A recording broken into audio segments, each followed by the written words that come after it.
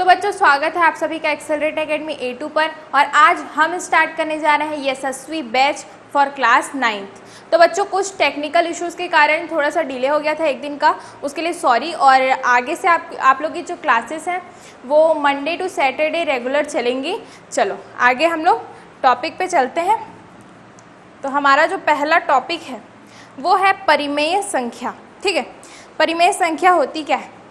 तो भाई परिमेय संख्या वे वास्तविक संख्याएं होती हैं जिनको हम P/Q के रूप में लिख सकते हैं ना। ऐसी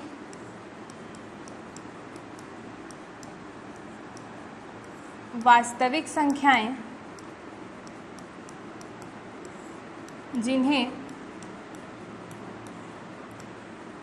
P/Q के रूप में लिख सकते हैं और जहाँ है ना, जहाँ जो Q है वो कभी भी शून्य के बराबर नहीं होता है ना।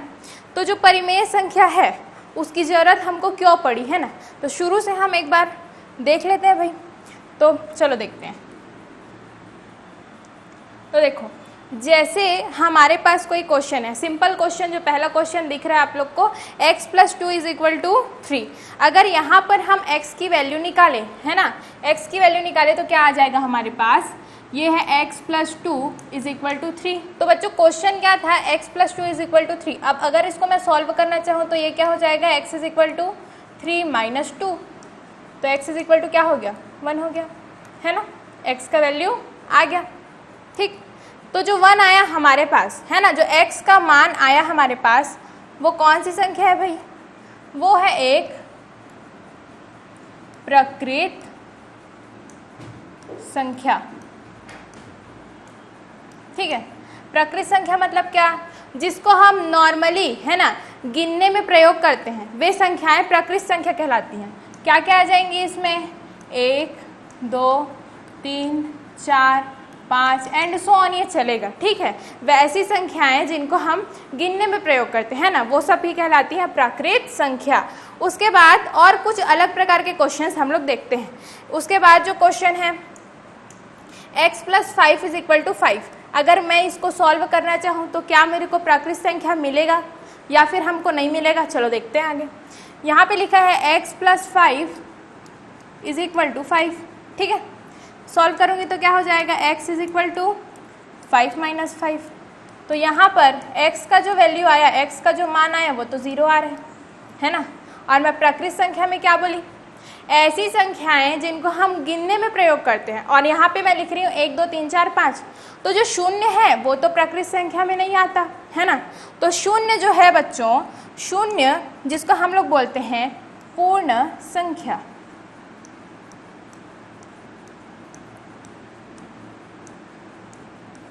पूर्ण संख्या में क्या आ जाएंगी? प्राकृत संख्या जितनी है वो सभी, और उसमें जब हम शून्य को जोड़ दें तो हमारे पास आ जाती हैं पूर्ण संख्या। क्या हो जाएगा इसमें?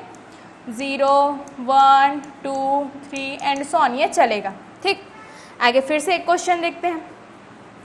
इस क्वेश्चन में हमको बोलता है x + 18 = 5 है ना, x + 18 = 5।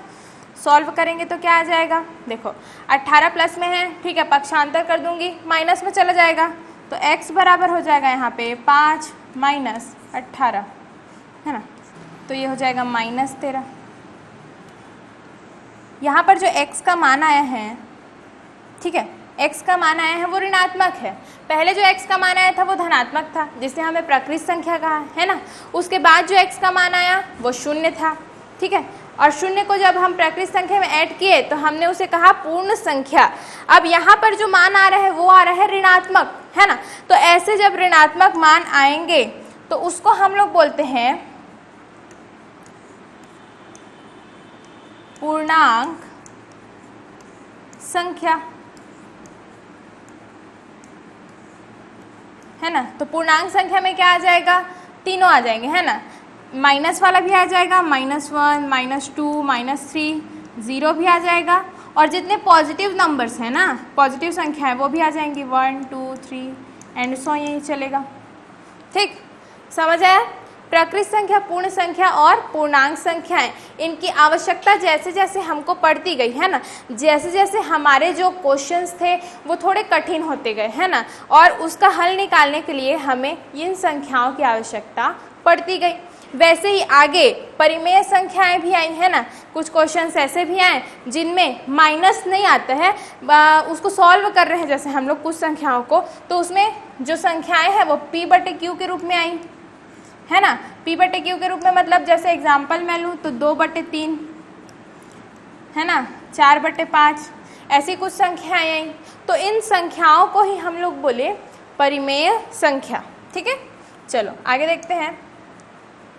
क्रम विनिमेय नियम है ना, पूर्ण संख्या, प्राकृत संख्या, सभी के लिए हम लोग क्रम विनिमेय नियम देखते हैं। तो भैया क्रम विनिमेय नियम होता क्या है? क्रम विनिमेय है ना, शब्द से ही स्पष्ट हो रहा है जो क्रम है ना, जो क्रम है उसको पलट दिया है। जैसे मैं अगर योग के लिए ले लूँ है ना, योग के लिए मतलब जोड़ूंगी, ऐड करूंगी, नंबर्स को ऐड करूंगी। तो नंबर्स को जब ऐड करूंगी तो जैसे मैं ले ली 5 धन 2 बराबर 7 होता है, 5 धन 2 बराबर 7। लेकिन अगर मैं उसके क्रम को पलट दूं है ना, 5 के जगह में 2 रख दूं, 2 के जगह में 5 है ना, क्रम को ऐसे पलट दूं, ठीक है, तो ये क्या हो जाएगा 2 धन 5 बराबर क्या हो जाएगा 7। मतलब क्या है इसका कि जो योग है वो क्रम विनिमेय नियम को प्रदर्शित करता है ना, उसमें अप्लाई हम लोग कर सकते हैं। गुणा के लिए देखूं तो गुणा के लिए देखूंगी तो क्या हो जाएगा, जैसे मैं किसी संख्या का गुणा कर रही हूँ है ना, 4 गुणित 5 बराबर आ रहा है 4 पंचे 20। ठीक है, अब क्या करूंगी, क्रम विनिमेय की जांच कर रहे हैं हम लोग, मतलब क्या करूंगी, मैं क्रम को पलट दूंगी है ना। तो क्रम को जब बदलूंगी तो ये हो जाएगा 5 गुणित 4, तो यहाँ पे फिर से आंसर आ जाएगा 20। मतलब क्रम को बदलने पर भी संख्याएं जब समान आती हैं है ना, इसका मतलब ये होता है कि वो जो संख्या है वो क्रम विनिमेय नियम का पालन करती है। ठीक है, चलो योग के लिए हो गया, गुणा के लिए हो गया। अब हम लोग देखते हैं घटाने के लिए, जिसको बोलते हैं व्यकलन। ठीक है, या फिर सिंपल नॉर्मल भाषा में बोल सकते हो घटाना। ठीक है, तो घटाने के लिए चलो लागू होता है कि नहीं देखते हैं। जैसे एग्जाम्पल ले रही हूँ 9 - 5, तो 9 - 5 अगर करूँगी बच्चों तो यहाँ पे मेरे पास आएगा 4 आएगा। अब क्रम विनिमय नियम लगाऊंगी तो क्या होगा, क्रम जो है वो पलट जाएगा, 9 की जगह 5 और 5 की जगह 9। चलो रख के देखते हैं, अगर मैं 5 की जगह 9 रखूँ है ना, तो क्या हो जाएगा 5 - 9 बराबर क्या, 5 - 9 कर दूंगी तो मेरे को 4 प्राप्त होगा, नहीं प्राप्त हो, देख बड़ी संख्या जो है वो ऋणात्मक में है ना, तो यहाँ पे मेरे को प्राप्त होगा -4। और जो वो पहला जो हमको प्राप्त हुआ है 4 है ना, और जो बाद में प्राप्त हुआ है -4, ये दोनों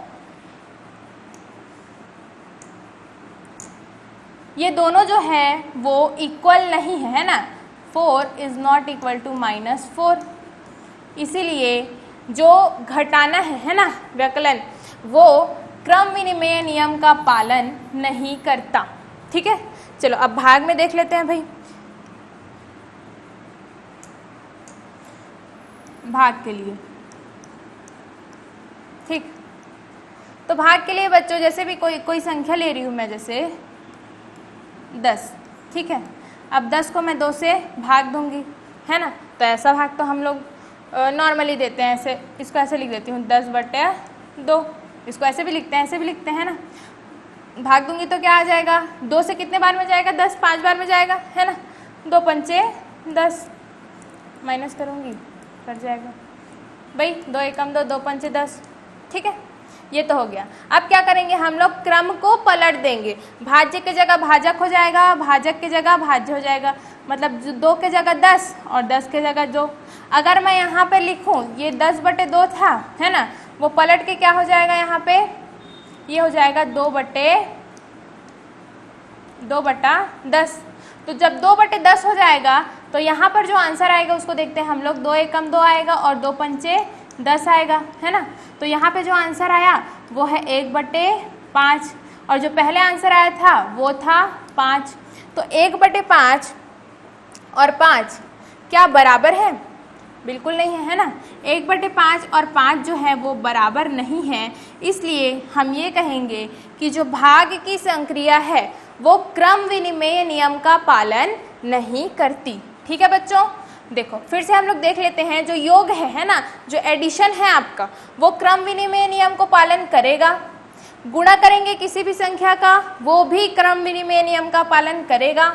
घटाएंगे जो नहीं करता है, अभी हम लोग प्रूफ किए है ना। और भाग भी है जो क्रम विनिमय नियम का पालन नहीं करता। चलो आगे टॉपिक देखते हैं, नेक्स्ट टॉपिक। तो नेक्स्ट टॉपिक है साहचर्य, है ना। साहचर्यता प्रदर्शित करता है कि नहीं। चलो साहचर्यता हम लोग देखते हैं। जैसे कि एक क्वेश्चन है 7 + 2 + 5, ठीक है। अब इसको अगर मैं सॉल्व करूंगी तो क्या आ जाएगा? 5 और 2 जो है ना ब्रैकेट में है, ठीक है। तो कोष्टक की संख्याओं को पहले उसको सॉल्व करते हैं ना, पहले हल करते हैं। तो कोष्टक को पहले हल करूंगी तो 2 और 5 का योग कितना हो जाएगा? 7 धन 7 जो पहले से है ना। तो यहाँ पर आ जाएगा 7 और 7 आ जाएगा 14। लेकिन अगर मैं इसको ऐसे लिख दूं कि 7 + 2 + 5, तो यहाँ पर जो ब्रैकेट है ना, यहाँ पर जो कोष्टक है वो 7 और 2 में है। तो 7 और 2 को मैं पहले जोड़ूंगी तो ये हो जाएगा 9 और ये हो जाएगा 5। तो 9 धन 5 करूंगी तो बच्चों यहाँ पर आ जाएगा 14। तो यहाँ पर जो लेफ्ट हैंड साइड में 14 आया है वो बराबर है राइट हैंड साइड का। मतलब साहचर्य नियम यही बोलता है कि जैसे तीन पद है ना, या फिर 4 पद है, या फिर जितने भी पेयर हैं, उसमें क्रम को बदल के, है ना, पहले इन दोनों को जोड़ी, फिर पहले दूसरे और तीसरे पद को जोड़ी, 2 और 5 को, है ना, उसके बाद में पहले पद को जोड़ी।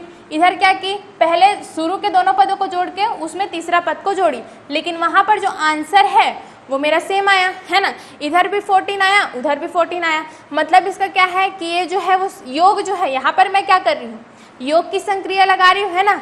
तो मतलब योग जो है ना, वो साहचर्य नियम प्रदर्शित करता है।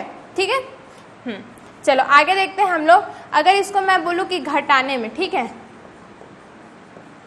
घटाने में भी देख लेते हैं इसको। चलो क्वेश्चन है 9 - 5 + 2, ठीक, 9 - 5 + 2।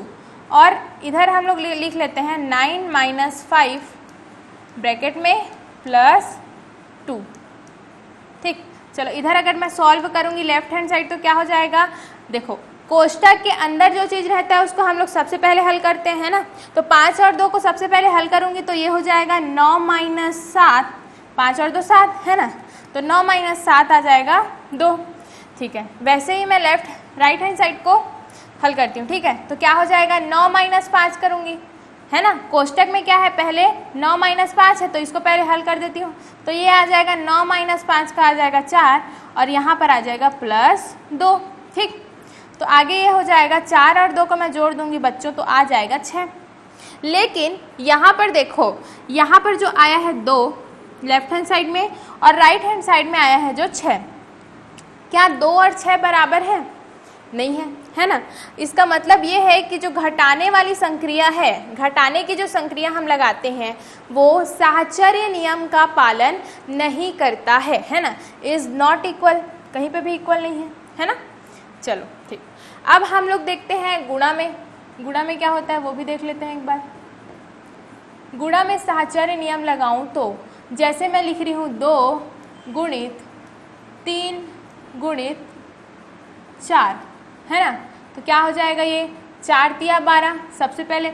चलो इधर भी लिख लेती हूँ अब 2 × 3, यहाँ पे कोष्टक लगा के 4, है ना। तब तो जानेंगे साहचर्य नियम का पालन करता है कि नहीं। तो देखो पहले क्या करेंगे, कोष्टक का हल करेंगे। तो कोष्टक का हल करेंगे तो 4 × 12 गुणित यहाँ पे 2 है, ठीक है। तो ये आ गया 12 दूनी 24, ठीक, यहाँ पे देखते हैं 3 दूनी 6 और 6 गुणी 4, तो यहाँ पे फिर से आ गया 6 चौक 24। मतलब यहाँ पे दोनों साइड जो 24 मतलब दोनों साइड का जो आंसर है वो सेम आया है ना। तो सेम आया, इसका मतलब ये है कि जो गुणा की संक्रिया है वो साहचर्य नियम का पालन जो है करती है। ठीक है, आगे देखते हैं भाग के लिए। भाग के लिए एक क्वेश्चन लेते हैं। 10 भागित 20 भागित 2। ठीक है, और यहाँ पे ब्रैकेट इधर है तो ब्रैकेट यहाँ पे 10 भागित 20 भागित 2। ठीक है, चलो सॉल्व करते हैं इसको। सॉल्व करेंगे तो क्या हो जाएगा, सबसे पहले ब्रैकेट को सॉल्व करेंगे, है ना।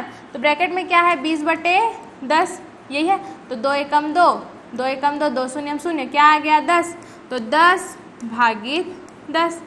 तो ये क्या मिल जाएगा हमको, 10 में 10 को भाग देंगे तो 1 बचेगा, 10 एकम 10 एक बार में जाएगा। ठीक है, आगे देखते हैं। अगर इस पक्ष को सॉल्व मैं करूँगी तो ये क्या हो जाएगा 10/20, है ना।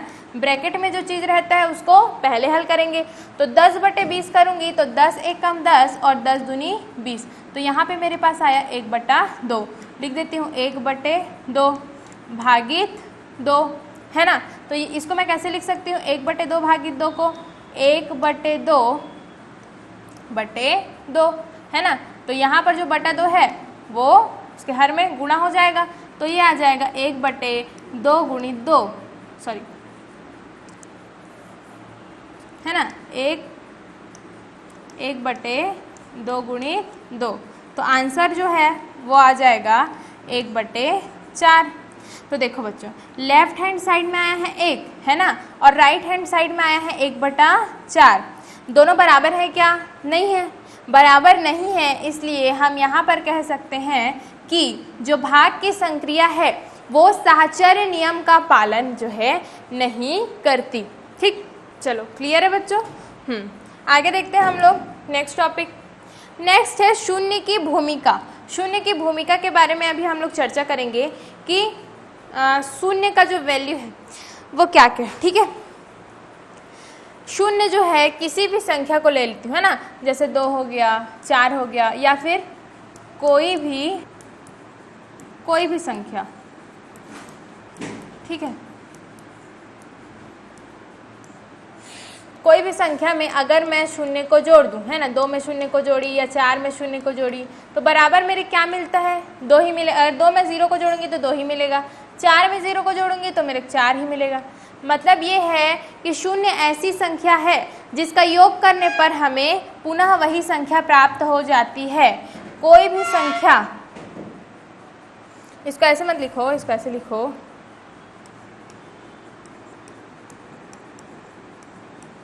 किसी भी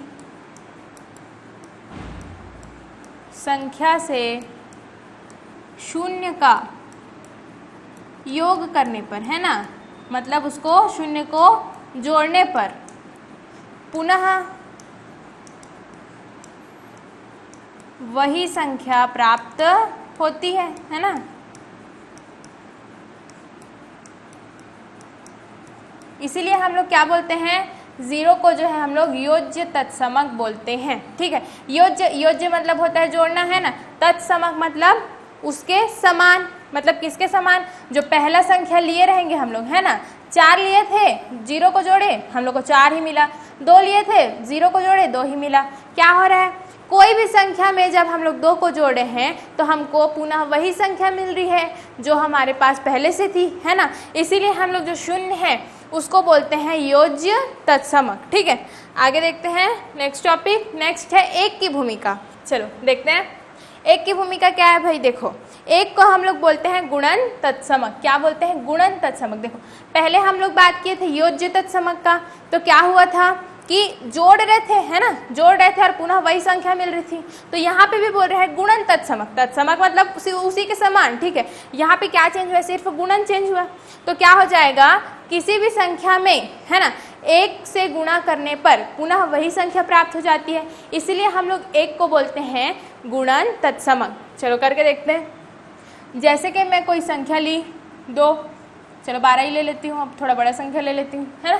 तो 12 गुणित 1 करूँगी तो क्या मिलेगा मेरे को, 12 मिलेगा, है ना।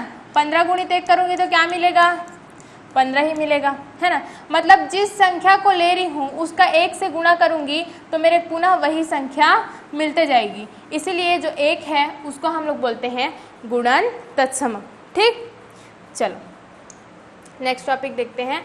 योज्य प्रतिलोम, जिनको जोड़ने पर 0 मिले। किसी भी संख्या का योज्य प्रतिलोम, है ना, ऐसी संख्याएं होती हैं जिनको जोड़ने पर 0 प्राप्त हो जाए।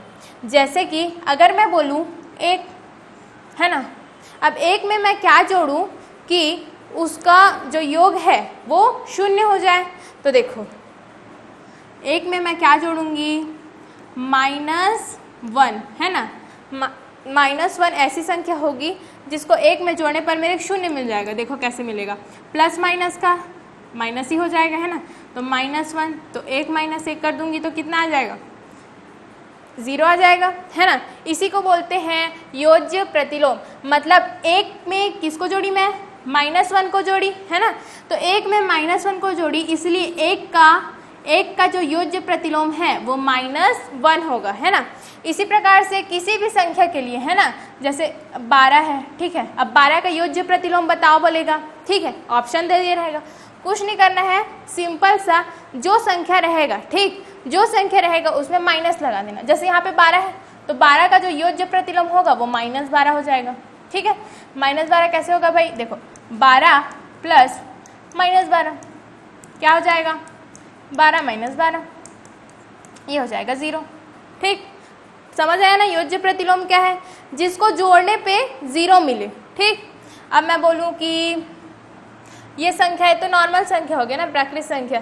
परिमेय संख्या में देखते हैं हम लोग, जैसे 1/3 परिमेय संख्या है, ठीक। 1/3 में क्या जोड़ूं, या फिर 1/3 का योज्य प्रतिलोम बताओ बोलेगा तो 1/3 में भी वही करना है, माइनस लगा देना। 1/3 का योज्य प्रतिलोम जो है वो क्या हो जाएगा, -1/3, ठीक है। दोनों को जोड़ूंगी तो 1/3 प्लस -1/3, तो क्या आ जाएगा, 1/3 - 1/3 बराबर 0। फिर से 0 आ गया, है ना, फिर से क्या आ गया, 0 आ गया। यहाँ पर क्या हो रहा है, परिमेय संख्याओं में भी जब योज्य प्रतिलोम निकालने बोलेगा हमको तो क्या कर देना है, उसमें सिंपल सा माइनस लगा देना है, आंसर आ जाएगा जी। चलो नेक्स्ट टॉपिक हम लोग देखते हैं। नेक्स्ट है विक्रम या फिर गुणात्मक प्रतिलोम, है ना, जिनका गुणनफल 1 हो। कोई भी ऐसी संख्या जिनका गुणनफल 1 हो वे कहलाते हैं विक्रम या फिर गुणात्मक प्रतिलोम, है ना। किसी संख्या का विक्रम निकालो करके क्वेश्चन आएगा, ठीक। जैसे एक क्वेश्चन ले रही हूँ मैं 3 एक संख्या है, तो 3 का विक्रम क्या होगा, तो 3 में मैं किसका गुणा करूं कि मेरे को 1 मिल जाए, तो 3 में मैं किसका गुणा कर दूंगी, 1/3 का गुणा कर दूंगी, है ना। क्या मिल जाएगा, 3 एकम 3, 3 एकम 3, क्या बचा, 1 बचा, मिल गया 1, है ना।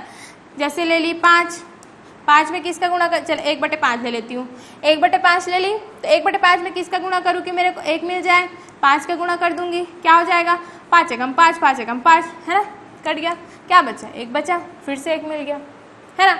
इसमें देखो होता क्या है, इसमें गुणात्मक प्रतिलोम या फिर जो विक्रम है वो कैसे निकलेगा, कोई भी संख्या जो दिया रहेगा, है ना, जैसे 3/5 दिया है, कोई भी संख्या उसको क्या करना, 1 के बटे में लिख देना, है ना। और 1 के बटे में लिखने के बाद जो संख्या मिलेगी वही क्या होगा, उसका प्रतिलोम होगा, ठीक है। कैसे बता रही हूँ, जैसे मैं यहाँ पे की थी 3 ली थी, अब 3 का मेरे को क्या पूछा था, 3 का मेरे को पूछा था विक्रम निकालो। मैं क्या की, 1 के बटे में लिख दी, जो संख्या मेरे को दिया था 3 दिया था तो मैं यहाँ पे 3 लिखी, और यहाँ पे क्या हुआ, 1/5 दिया था पहले से, है ना, तो पहले से 1/5 दिया था, उसको अगर मैं 1 के बटे में लिखूंगी तो ये आएगा 1/1/5, ऐसे लिखाएगा। अब इसको मैं हल करूँगी तो 5 ऊपर चला जाएगा और 1 नीचे रह जाएगा, तो ये हो जाएगा 5/1। अब बटे में 1 को तो लिखते नहीं है हम लोग, तो सिंपल से ये आ गया 5, है ना। तो 5 आया, जिसको मैं यहाँ पे लिख दी थी। तो यहाँ पे भी क्या होगा, 3/5। अब सिंपल से देखो 3/5 है ना। अब इसको व्युत्क्रम निकालना है, तो क्या करूँगी मैं, फिर से इसको 1 के बटे के रूप में लिख दूँगी। तो 1/3/5, तो ये क्या हो जाएगा, देखो 5 फिर से ऊपर चला जाएगा और 3 नीचे रहेगा, तो ये हो जाएगा 5/3, है ना।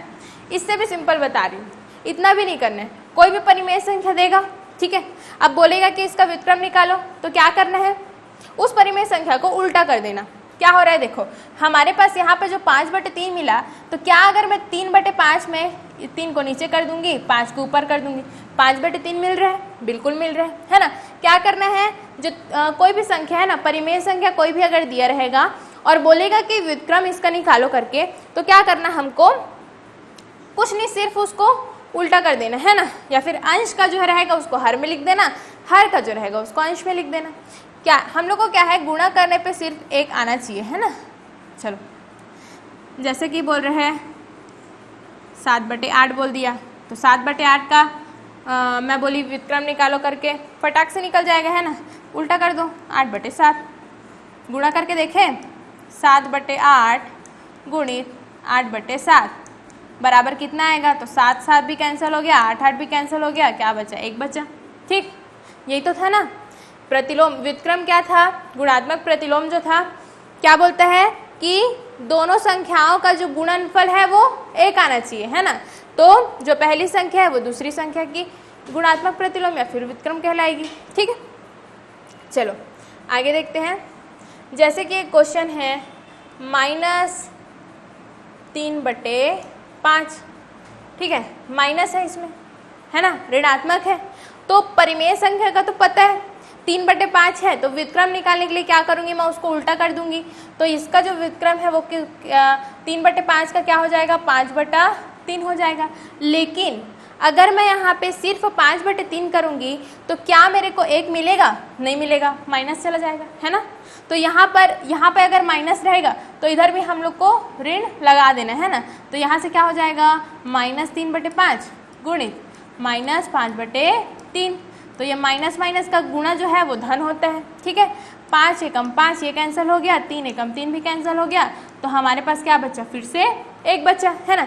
तो जब ऋणात्मक संख्याएं आएंगी और परिमेय संख्या भी रहेगी तो हमको क्या करना है, ऋणात्मक को जैसे का तैसे ऋणात्मक ही रहने देना है और जो परिमेय संख्या है उसको फिर से पलट देंगे, फिर से हमारा आंसर आ जाएगा। तो बच्चों हम लोग का नेक्स्ट टॉपिक है परिमेय संख्याओं के बीच परिमेय संख्याएं। इसमें हम लोग देखेंगे कितनी परिमेय संख्याएं आएंगी किसी भी 2 परिमेय संख्याओं के बीच और उसको निकालेंगे कैसे। सिंपल सा तरीका, जैसे कि मैं बोलूँ 3/7 व 5/7 के बीच परिमेय संख्या निकालना है ना। 3/7 है, आगे जाऊंगी 4/7 आएगा, उसके बाद आएगा 5/7। तो दोनों के बीच में कौन सी परिमेय संख्या आई मेरी, 4/7, है ना। लेकिन यहाँ पर तो परिमेय संख्या एक ही निकला। अगर मेरे को ज़्यादा परिमेय संख्या निकालना है, मान लो कि मेरे को 5 परिमेय संख्या निकालना है ना, तो मैं क्या करूँगी, 5 परिमेय संख्या निकालने के लिए 5 परिमेय संख्या निकालना है ना, तो 6 का गुना, ठीक है। 5 परिमेय संख्या निकालना था, मैं 6 का गुणा कर दूंगी। कहाँ गुणा करूंगी, 3/7 गुणित 6/6, मतलब 6 से गुणा ऊपर को भी करूंगी, अंश को भी 6 से गुणा, हर को भी 6 से गुणा। उसी प्रकार से नेक्स्ट जो है 5/7 उसको भी मैं कर दूंगी 6/6 से गुणा, ठीक है। तो क्या आ जाएगा, आंसर क्या आएगा, 6 तिया 18 और 7 छक्का 42। यहाँ पे देखो 6 पंचे 30, है ना, और 7 छक्का 42, ठीक है। तो बच्चों यहाँ पे देखो 18/42 आ गया मेरे पास और 30/42। यहाँ से मैं आराम से 5 परिमेय संख्या निकाल सकती हूँ, है ना, 18/42। आगे क्या आ जाएगा,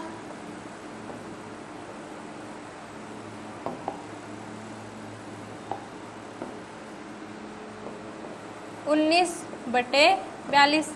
फिर आ जाएगा 20/42, फिर आ जाएगा 21/42, फिर 22/42। ऐसे करके आगे मेरे पास आ जाएगा सीधा 30/42, है ना। तो इन दो परिमेय संख्याओं के बीच में 4 परिमेय संख्या निकालना था और 4 परिमेय संख्या मिल गया। उसी प्रकार से हमको 5 परिमेय संख्या निकालना था ना, तो यहाँ पर एक और लिख देंगे 23/42, ठीक है। इसी प्रकार बच्चों जितना हम लोग को परिमेय संख्या निकालना है किन्हीं भी दो परिमेय संख्याओं के बीच, यहाँ पर 6 से गुणा की तो मेरे कम परिमेय संख्या मिले। अगर ज़्यादा परिमेय संख्या निकालना है किन्हीं दो संख्याओं के बीच तो मैं बड़े अंकों का गुणा करूँगी, है ना। इस प्रकार से हम ये बोल सकते हैं कि किन्हीं भी दो परिमेय संख्याओं के बीच, है ना, किन्हीं भी दो परिमेय संख्याओं के बीच अनंत परिमेय संख्याएं आती हैं, ठीक है। ये हमको याद रखना है, किन्हीं भी दो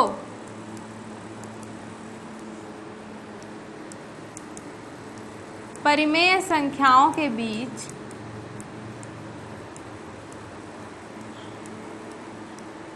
अनंत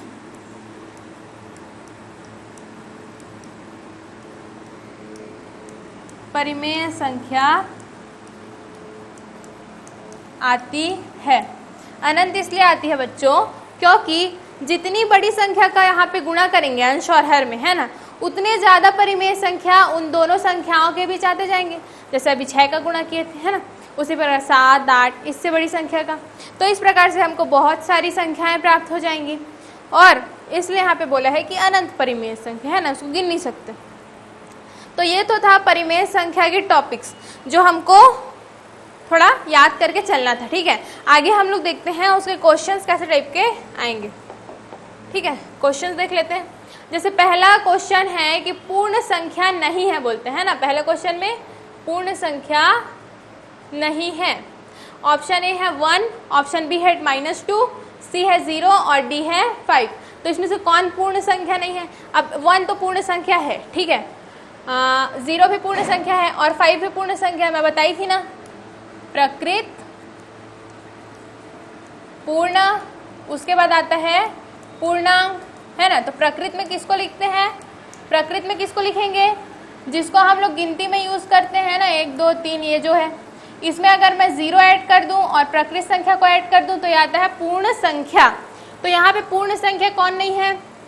ऋणात्मक वाली संख्या जो है वो पूर्ण संख्या नहीं है। तो ऑप्शन आएगा बी, है ना, राइट ऑप्शन। पूर्णांक में क्या क्या आ जाएगा? -1, -2, 0 और +1, 2 जितना है, ठीक है। यहाँ पे बोलता है नेक्स्ट क्वेश्चन दूसरा, पूर्णांक संख्या नहीं है, ठीक है, पूर्णांक संख्या नहीं है। ऑप्शन ए है 0, ऑप्शन बी है -3, ऑप्शन सी है 1/2, ऑप्शन डी है 4, है ना। तो अभी हम लोग पढ़े हैं ना, पूर्णांक में कौन कौन सा आ जाएगा? धनात्मक, ऋणात्मक और शून्य। तो शून्य भी आएगा, ऋणात्मक भी आएगा, धनात्मक भी आएगा। लेकिन जो 1/2 है वो किस रूप में है? P/Q के रूप में है। और जो P/Q के रूप में रहता है उसको क्या, कौन संख्या बोलेंगे हम लोग? परिमेय संख्या, है ना। तो ऑप्शन सी आएगा आपका राइट आंसर। जो पूर्णांक संख्या नहीं है वो कौन सी संख्या है? परिमेय संख्या, ठीक है। चलो तीसरा क्वेश्चन देखो। तीसरा क्वेश्चन बोलता है कि परिमेय संख्या नहीं है, इनमें से कौन परिमेय संख्या नहीं है? तो परिमेय संख्या का परिभाषा क्या था भाई? परिमेय संख्या उसको बोलते थे जिसको P/Q के रूप में लिख सकते हैं जहां Q is not equal to 0। Q जो है नीचे का जो भाग है वो 0 के बराबर नहीं होना चाहिए। यहाँ पे देखो ऑप्शन ए में 0 है क्या? नहीं है, तो परिमेय संख्या रहेगा। बी में देखो 3 है, 0 नहीं है। सी में देखो, सी में जो नीचे वाला भाग है ना, क्या लिखा है? 2/0 लिखा है। तो 0 जो है वो अगर नीचे में रहा तो वो परिमेय संख्या नहीं होती। तो ऑप्शन सी राइट आंसर हो जाएगा, जो कि परिमेय संख्या नहीं है, ठीक है। चलो चौथा क्वेश्चन देखते हैं। चौथा क्वेश्चन बोलता है 0 को कहा जाता है, शून्य को क्या बोलते थे? ऑप्शन ए है योज्य तत्समक, ऑप्शन बी है गुणन तत्समक, ऑप्शन सी है योज्य प्रतिलोम और डी है इनमें से कोई नहीं। तो योज्य तत्समक बोलेंगे, है ना, 0 को। मैं बताई थी ना, 0 के साथ किसी भी संख्या को जोड़ने पर, है ना, जैसे 2 को जोड़ी हूं तो 2 ही मिलेगा। जीरो के साथ किसी भी संख्या को जोड़ने पर वही संख्या पुनः प्राप्त हो जाती है, इसीलिए शून्य को कहा जाता है योज्य तत्समक। तो ऑप्शन ए हो जाएगा राइट आंसर। ठीक है, नेक्स्ट क्वेश्चन, -13 का गुणात्मक प्रतिलोम होगा। देखो गुणात्मक प्रतिलोम बोल रहे हैं, मतलब क्या है इसका कि संख्या को गुणा करूं, किससे गुणा करूं कि मेरे को 1 मिल जाए, है ना, किससे गुणा करूं कि 1 मिल जाए, वो होगा उसका गुणात्मक प्रतिलोम। किसका? -13 का पूछा यहाँ पे, -13 को किससे गुणा करूं कि 1 मिल जाए। ऑप्शन देखते हैं, 1/6 से तो नहीं मिलेगा, 13 से गुणा करूं, यहाँ पर 13 से वो भी नहीं मिलेगा, -1/13 से गुणा करके देखूं तो -13 इंटू -1/13, 13 कैंसिल हो गया, माइनस माइनस का +1 आ गया 1, मतलब सी जो है वो क्या है, राइट आंसर, -1/13। यहाँ पे मैं बताई भी थी, है ना, गुणात्मक प्रतिलोम जब भी निकालते हैं तो 1 के बटे में लिख देते हैं। ठीक है, क्या किया है, -13 था, -13 को कहाँ लिखा है, 1 के बटे में। ठीक है, छठवां क्वेश्चन देखो, -1 सही 1/8 का गुणात्मक प्रतिलोम होगा बोलते हैं ना, उसको मिटा देती हूँ। -1 सही 1/8 ऐसे दिया है, 1/8, तो इसको हल कर लेना भाई। कैसे हल करोगे, 8 एकम 8, 8 और 1 9, है ना, 8 और 1 9, तो ये हो जाएगा -9/8।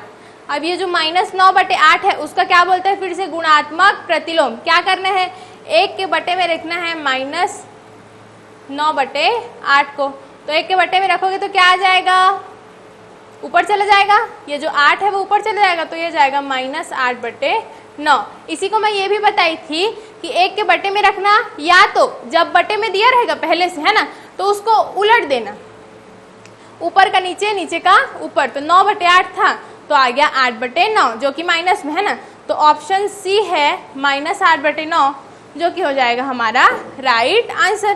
ठीक, सातवां क्वेश्चन देखो, 2 परिमेय संख्याओं का गुणनफल होगा, 2 परिमेय संख्याओं का गुणनफल होगा बोलते हैं।